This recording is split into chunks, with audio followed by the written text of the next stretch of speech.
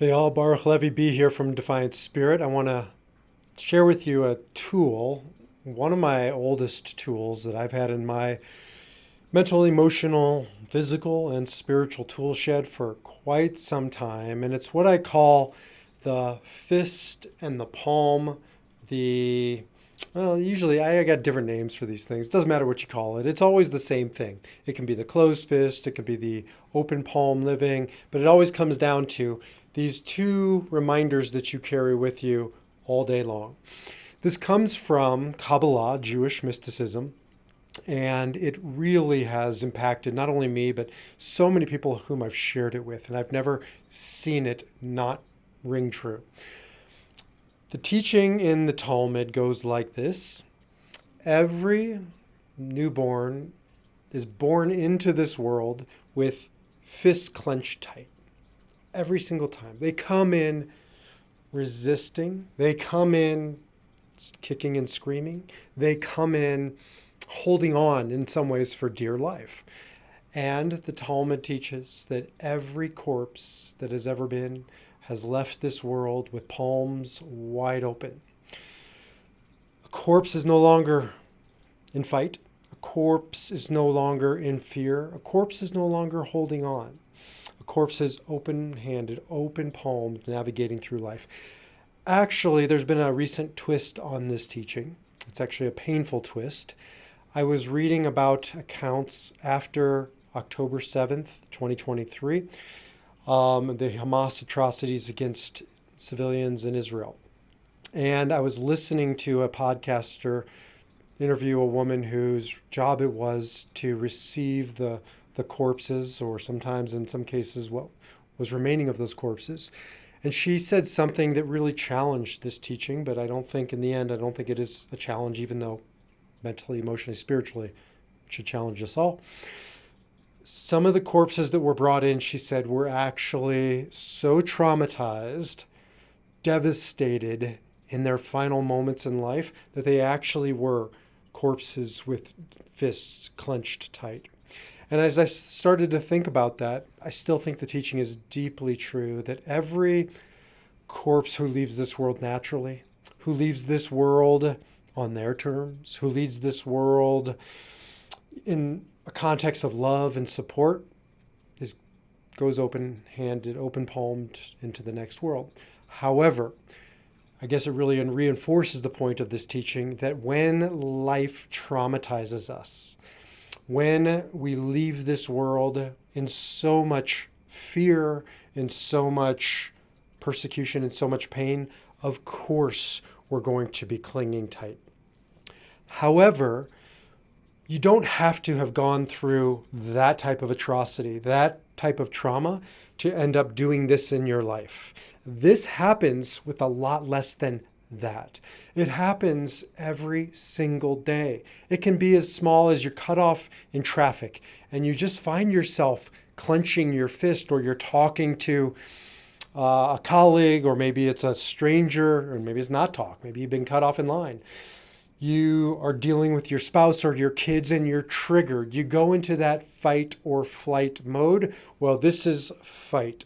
And we spend so much of our days, so much of our time living in fight, living in fear. We may call it anger. I'm an Enneagram 8 over here.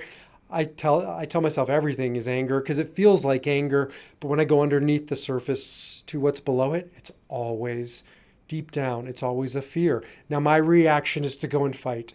Yours as a 7 might be to escape. Yours as a 9 might be to retreat. It doesn't matter what you call it. All that matters is we start noticing how often we're doing this. Literally, physically, on our being, we carry this as a reminder.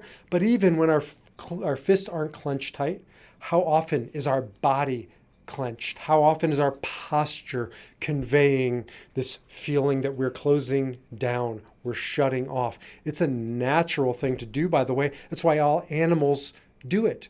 They go into fight and they get bigger. They go into flight and they get smaller. But whether you're in fight or you're in flight, this is no way to be in the world. Not if we want to do what Viktor Frankl teaches, which is to stop living in reaction to our circumstances, that person who cut us off, or God forbid, an atrocity at the end of our life that ends our life, and everything in between. We always have a choice. No, those victims on 10/7 didn't have a choice of what was thrust upon them. Just like you don't have a choice if you're cut off in traffic, just like you don't have a choice about any of your circumstances. But the one thing we always have, and Viktor Frankl taught this in the Holocaust, and if it was true there, it's true here. We always have a choice of how we're going to respond. Are we going to move through the world having the circumstances make us feel like this, live like this, react like this?